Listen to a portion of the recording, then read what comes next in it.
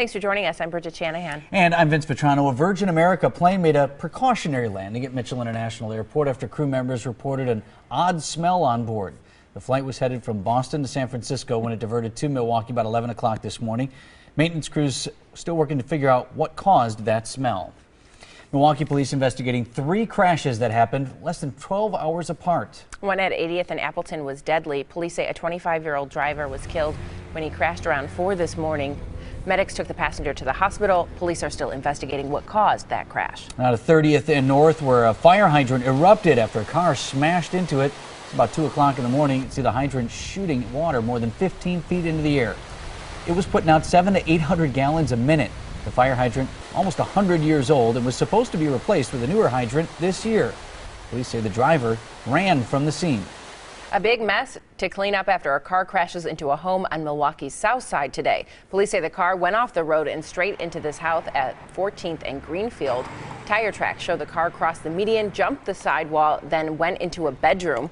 No one was hurt, but it did startle the folks inside. It was like, and then it just like, bam, it just hit the house like really hard and it shook the house. The driver walked away from that crash amazingly. Police believe a second car took off from the scene.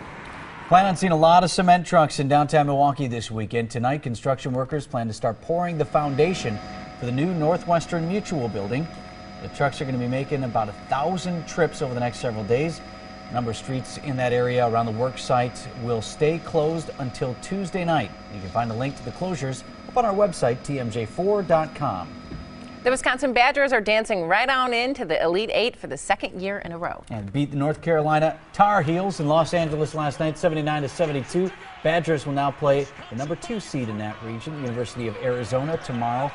That tip-off is at 5 o'clock our time. And again, second year in a row, these two teams are meeting with a trip to the Final Four on the line. We had a dusting of snow overnight in some locations, mainly along the lakefront from Port Washington through Milwaukee down towards Racine and Kenosha. And then we had plenty of sunshine. Just a few clouds trying to make their way back in here throughout the afternoon hours, but also plenty of sunshine around, especially across the state of Wisconsin. We need it because it's not really warming us up much. At least it just makes it look nicer outside. Winter is back, unfortunately. We started spring a week ago today, and since then it has been cold and snowy and rainy and just not nice. Typical March in Wisconsin. Sunny and cold this weekend. Sunday starts to warm up a little bit, but it's going to be rainy and very windy. But next week, we'll get some nicer weather in here. Temperatures are in the 20s across the area.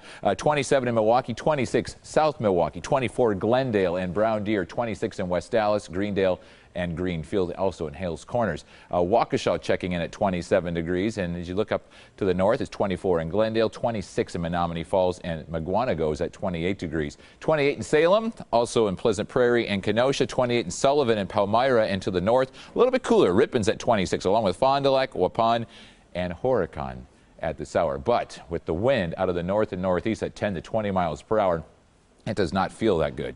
20s aren't even that nice. It's in the teens after single digits this morning. Temperatures today will be in the upper 20s to around 30 degrees. A little cooler at Sheboygan and Saukville. Once again, that north to northeast wind at 10 to 20, keeping wind chills in the teens throughout the afternoon. We'll drop to 21 in Watertown overnight, 19 in Port Washington. It'll be about 20 in Glendale and Tosa, also West Dallas, New Berlin, and Muskego at 21 degrees. The wind is light, however, so there's not much in the way of additional wind chill.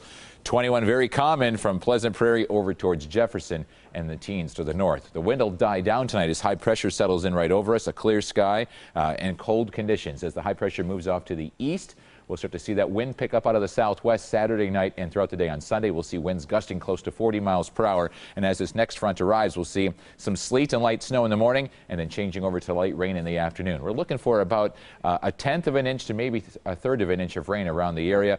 Any snow that we would get in the morning hours will quickly melt as temperatures get into the mid-40s. That'll feel nice after today. 29 degrees, wind chills in the teens with that northeast wind at 10 to 20 miles per hour. Then for tonight, we'll drop back down into the teens and lower 20s.